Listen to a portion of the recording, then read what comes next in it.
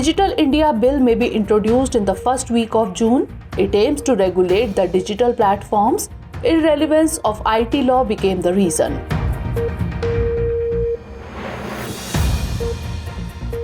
Union Cabinet approves grain storage scheme. Rupees 1 lakh crore expected to be spent.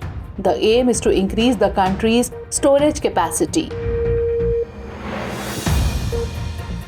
RBI sold $25.52 billion in the spot forex market. It was being purchased for the last 3 years. The target is to stop the fall of the rupee.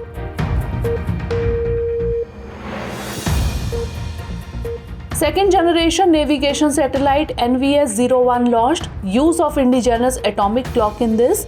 4 more satellites will be launched.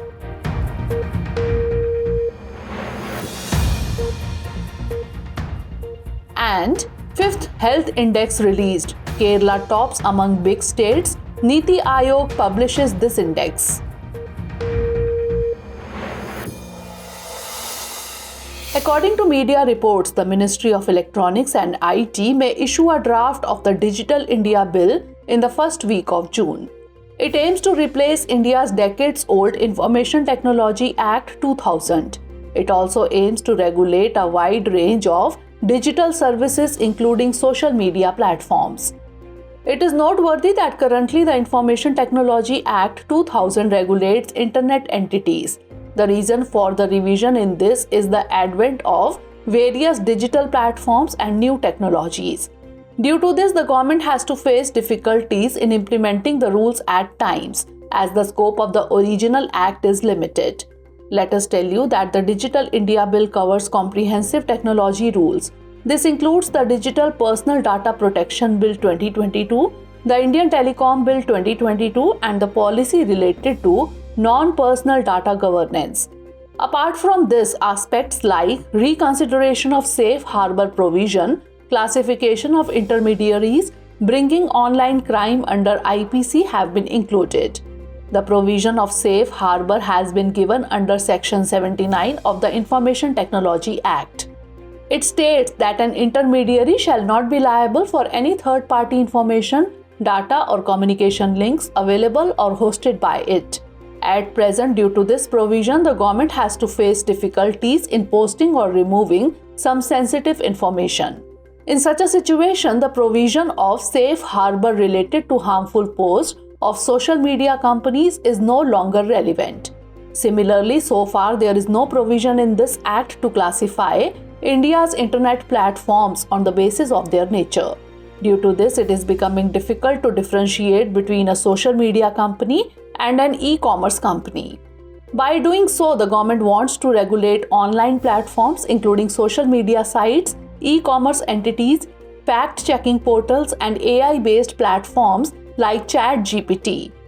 Apart from this, crimes happening at the online level which are not yet covered under the provisions of IPC have to be brought under the category of crime so that activities like crimes and frauds that happen through the internet can be put to an end.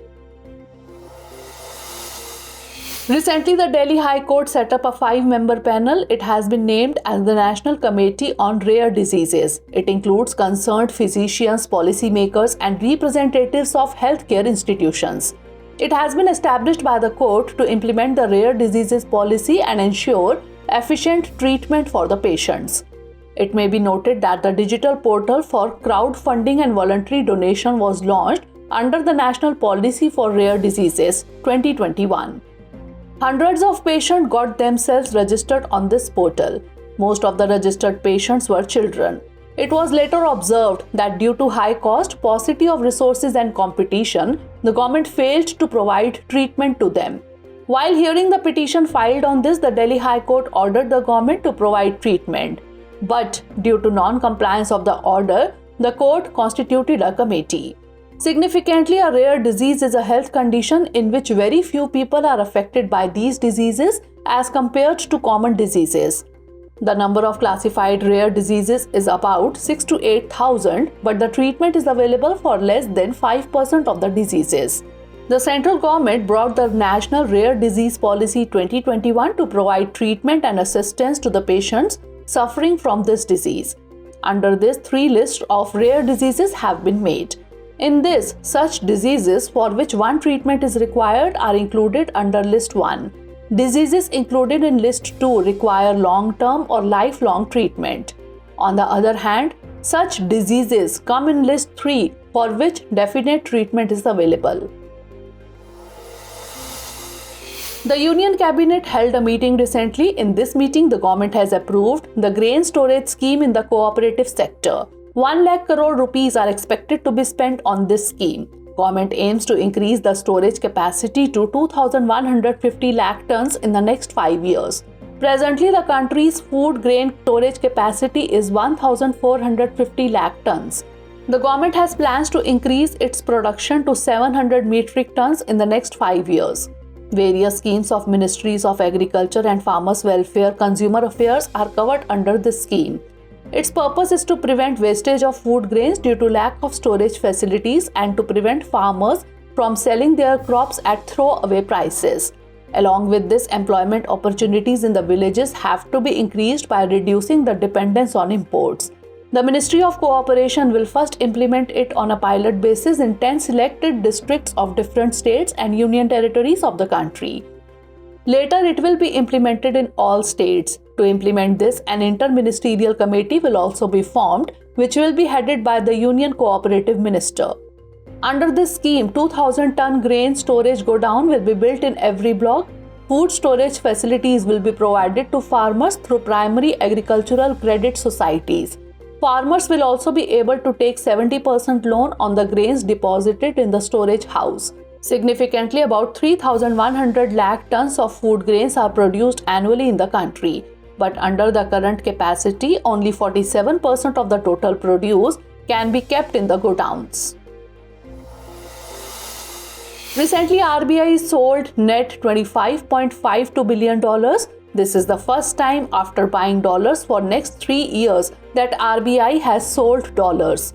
RBI has sold US dollars in the spot forex market. A spot exchange is where the buying and selling of financial instruments such as commodities, currencies, and securities is done on an instant basis. Significantly, RBI had purchased $17.312 billion in financial year 2022, wherein $68.315 billion was purchased in financial year 2021 and $45.097 billion in financial year 2020. In the financial year 2019, the RBI had net sales of $15.377 billion in the spot market. Not only this, RBI had recently approved the transfer of rupees 87,416 crore as surplus to the central government for 2022-23.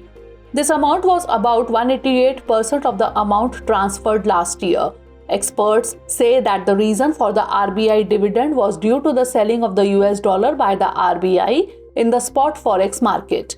Let us tell you that the purpose of selling dollars by the RBI is to stop the fall in the rupee.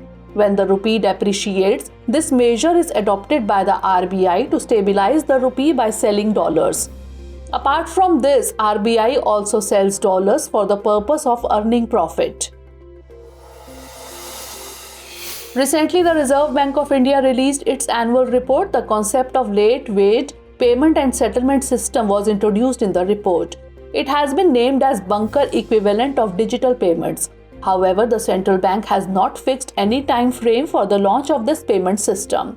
The central bank says that the infrastructure for this system will be different from existing systems such as UPI, NEFT, and RTGS technologies. It is expected to work on minimal hardware and software technology. The special thing is that it can be operated with the help of bare minimum staff in situations like natural calamities or war.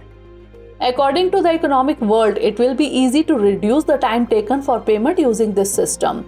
As a result, it will be easier to inject liquidity into the economy by facilitating wholesale payments, interbank payments, and essential payment services. Apart from this, it will also be easier for people to do digital transactions and maintain trust in it. Let us tell you that the Reserve Bank of India is the only institution that oversees and controls the payment and settlement system in the country.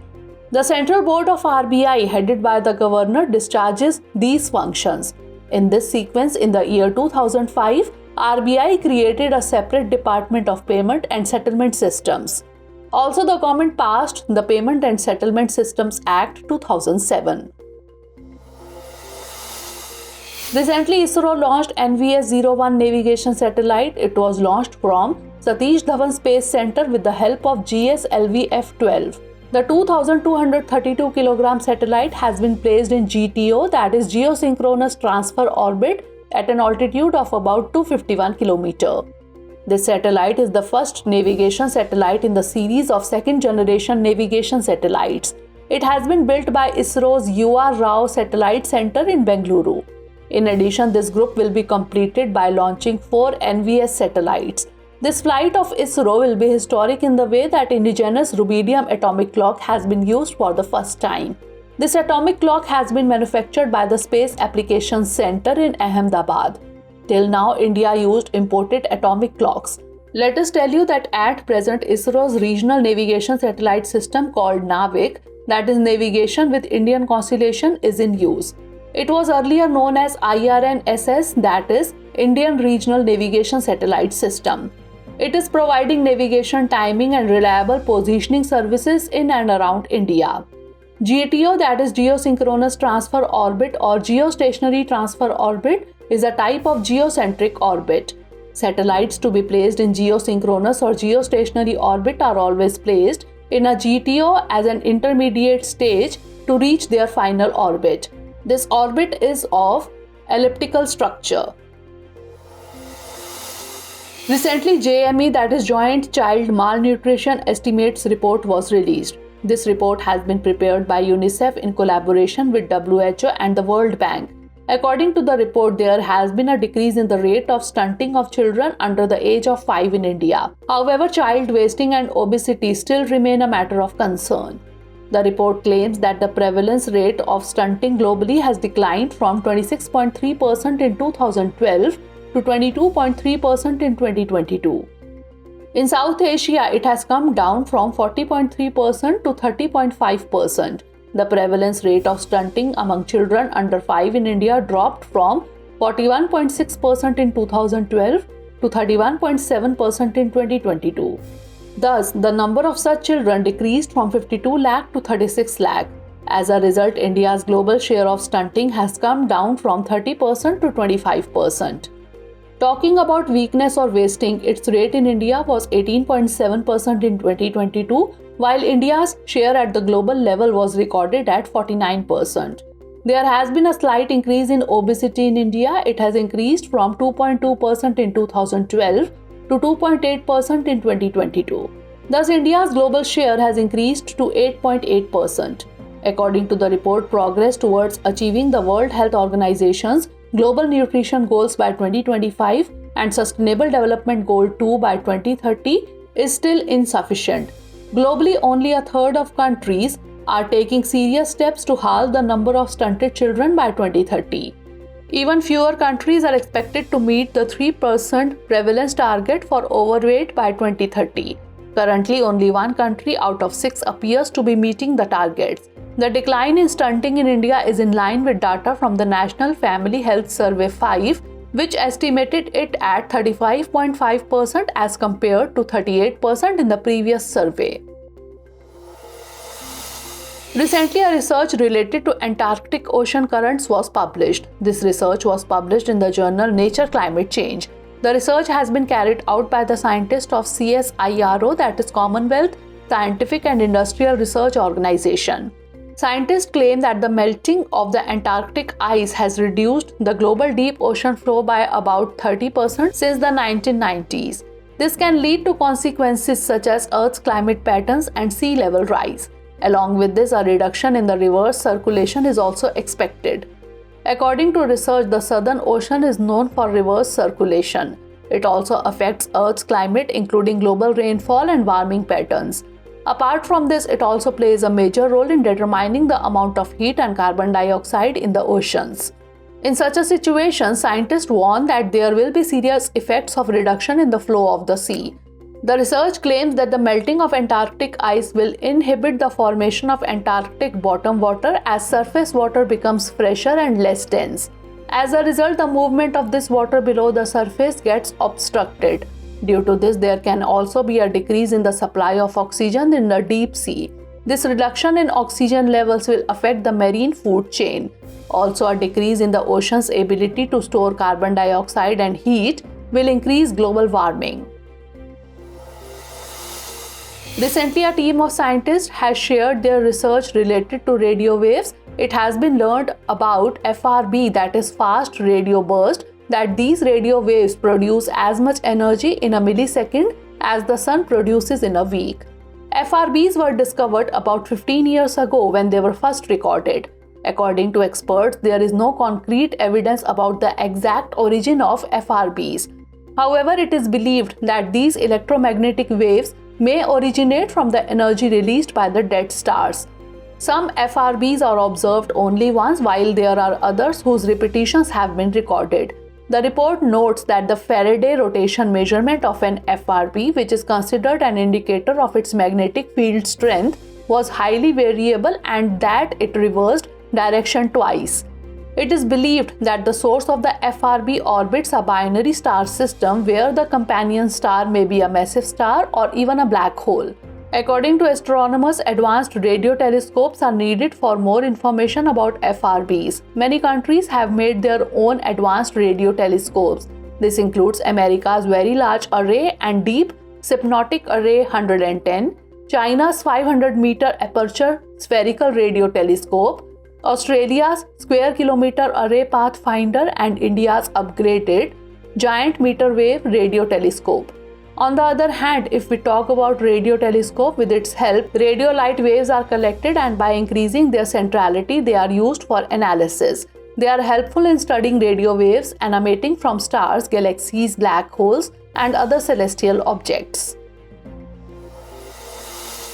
Recently, ADB, that is Asian Development Bank, launched new CPS, that is Country Partnership Strategy for India. It aims to support India's drive for climate and inclusive growth through strong partnerships. Along with this, it is also to improve its relations with India. Apart from this, it will also focus on structural transformation in the country between 2023 to 2027, accelerating employment generation and social and economic inclusion. The Asian Development Bank says that currently India is one of the fastest growing major global economies. In such a situation, it is necessary for India to maintain inclusive development by tackling the challenges coming in the way of income and regional disparity, infrastructure and human development. In view of the situation, ADB has announced contributions to industrial corridors in India, multimodal logistics systems, urban infrastructure, skill development, and small national flagship programs of the country. According to experts, this move of ADB is expected to create more jobs in the manufacturing and service sectors. Also, this measure is likely to increase the capacity of urban areas. For this, ADB will determine and implement different schemes according to the development status of different states. Significantly, the Asian Development Bank is a regional development bank. It was established on December 19, 1966 to assist in the economic development of Asian countries. Its headquarters is located in Manila, Philippines. This bank was established with 31 members. It currently has 68 members, of which 49 countries are from Asia and the Pacific. India is the fourth largest shareholder country of ADB. As of December 2022, ADB has provided about $52.6 billion in public sector and $8 billion in private sector assistance in India.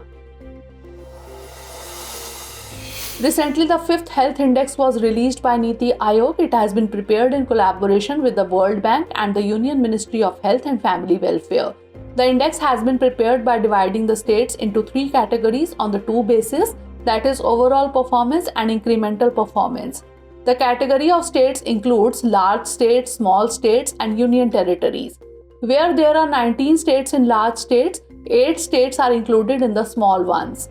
According to the index, Kerala, Tamil Nadu, and Telangana have secured the first, second, and third places respectively among large states in terms of overall performance.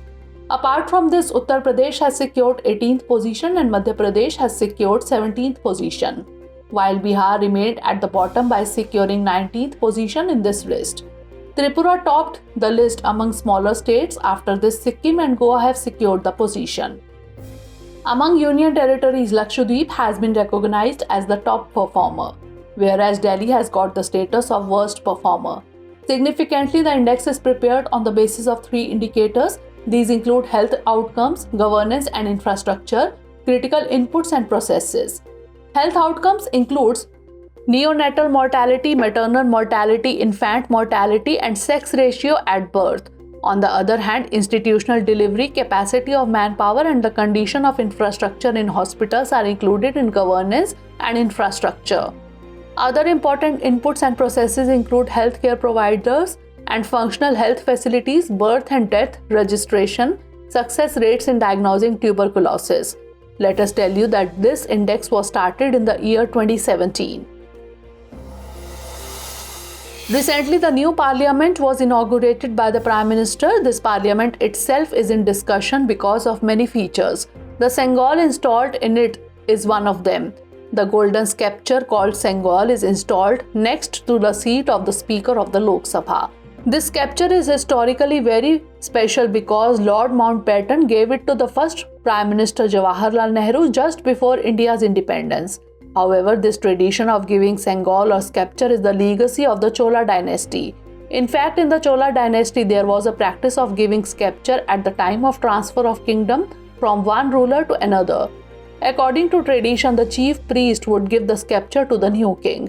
This tradition was followed at the time of transfer of power to India. According to media reports, the length of this sceptre is 5 feet. On top of it is engraved the statue of Nandi, the symbol of Lord Shiva, who is the symbol of justice. The color of this sceptre is golden. The word Sengol is derived from the Tamil word Semmai. It means righteousness. According to official documents, Chennai-based Vumidi Bangaru Chetty Jewelers were entrusted with the job of manufacturing Sengol. It was made by Vumidi Ethirajulu and Vumidi Sudhakar. Let us now look at the 5 questions based on the bulletin. Questions based on today's bulletin are: first question is, consider the following statements. 1. Very few people are affected by rare diseases as compared to common diseases. 2. The National Rare Disease Policy was adopted in 2021. 3. Under the National Rare Disease Policy List 1, such diseases have been included for which treatment is required several times. How many of the above statements are correct? Only 1, only 2, all 3 or none? Next question is, consider the following statements. 1. NVS-01 navigation satellite has been launched by ISRO. 2. Its weight is 2000 kg. 3. This satellite has been placed in geosynchronous transfer orbit at an altitude of about 251 km. How many of the above statements are correct? Only 1, only 2, all 3 or none? Next question is, consider the following statements related to country partnership strategy. 1. It is an initiative of the Asian Development Bank related to India. 2. It will focus on India's structural transformation, job creation and social and economic inclusion between 2023 to 2027. 3. Under these industrial corridors, multimodal logistics system, urban infrastructure will be developed. How many of the above statements are correct? Only 1, only 2, all 3 or none? Next question is, with reference to the 5th Health Index of Niti Aayog, consider the following statements. 1. In the category of large states, Kerala, Tamil Nadu and Telangana stood first, second and third respectively. 2. It has been prepared in collaboration with the World Bank and the Union Ministry of Health and Family Welfare. 3. Its publication has started from the year 2018. How many of the above statements are correct? Only 1, only 2, all 3 or none? Last question is, with reference to Sengol, consider the following statements. 1. It is installed next to the seat of the Speaker of the Lok Sabha. 2. This tradition of giving Sengol or sceptre is from Chola dynasty. 3. The literal meaning of Sengol is righteousness. How many of the above statements are correct? Only 1, only 2, all 3 or none? Union Jal Shakti Minister recently launched the integrated registration portal for Govardhan. Its objective is to establish a single fund for assessing investment and participation in biogas and CBG, that is compressed biogas sector. CBG Producers Association has also been formed to test the functioning of the portal. The Department of Drinking Water and Sanitation and Ministry of Jal Shakti have jointly developed this portal. Significantly, Gobardhan, that is Galvanizing Organic Bio-Agro Resources Fund, is an important initiative of the Government of India. It aims to convert waste into wealth towards promoting circular economy. Recently, MOU was signed between NHPC and VUCL, Nepal regarding Fukot Karnali hydroelectric project. This hydroelectric project of Nepal is of 480 MW. In this, the water of Karnali river will be used for power generation. Along with this, the generated power will be sent to the integrated power system of Nepal. Significantly, NHPC Limited is the largest hydropower development organization of India. This company limited is responsible for the development, construction, ownership and operation of large hydropower projects in Nepal in the public-private partnership model. Recently, an agreement was signed between NTPC Green Energy Limited and Uttar Pradesh Rajya Vidyut Utpadan Nigam Limited. Its objective is to support the development of renewable energy power parks and projects. Under this, dedicated solar PV projects will be set up wherever land is available in Rihand Reservoir and Ayodhya city. Let us tell you that NTPC is the largest power generation company in India. Its total installed capacity is about 72 GW. It has formed a wholly owned subsidiary NTPC Green Energy Limited to expand its renewable energy business. This renewable energy park works on various green projects including green hydrogen energy storage technology. Recently, the Department of Empowerment of Persons with Disabilities facilitated the winning team of cricket tournament IDCA TR Nation for the Deaf 2023. This international tournament was held from 29 April to 5th May. In the final match, the Indian Deaf cricket team won the match by defeating the Bangladesh team by 166 runs. Let us tell you that the Indian Deaf Cricket Association was formed in 2020 under the Societies Registration Act 1860. It is the governing body for deaf cricket in India. It provides platform to promote cricket among deaf athletes and represent their country at the national level. The Naval Investiture ceremony was recently held at Visakhapatnam. Under this, gallantry and distinguished service awards are given to naval personnel. The award was presented to naval personnel on behalf of the President by the Chief of the Naval Staff Admiral R. Hari Kumar. A total of 33 awards were presented at the ceremony, which included 2 Navy medals for gallantry, 13 Navy medals for devotion to duty, 16 Vishisht Seva medals and 2 Jeevan Raksha medals. Recently, the National Training Center for the Food Safety and Standards Authority of India was inaugurated by Dr. Mansukh Mandaviya, Union Minister of Health and Family Welfare. This center is located in Ghaziabad, Uttar Pradesh. Its objective is to provide training to persons involved in the food business. FOSTAC, an e-learning app, was also launched by FSSAI on the occasion. Recently, Shri P. Upadhyay has been appointed as the Director General of Naval Armament. He has succeeded Shri K.S.C. Iyer. He is a 1987 batch officer of the Indian Naval Ordnance Service. He will take over as the Director General of Naval Armament from June 1, 2023. Recently, Shri Vidyut Bihari Swain was appointed as the new member of the UPSC, that is Union Public Service Commission. Mr. Vidyut Bihari was administered the oath of secrecy by Dr. Manoj Soni, Chairman UPSC. He joined the Indian Administrative Service in Gujarat cadre in 1988. He has worked as Secretary in the Department of Commerce in the year 2020 and as Secretary in the Ministry of Micro, Small and Medium Enterprises in the year 2021. Recently, the periodic table has been removed from the science books of class 10 by NCERT. Along with this, the syllabus related to democracy and political parties have also been removed. The reason for deleting these chapters is to reduce the burden on the students. However, periodic table syllabus is still there in class 11 book.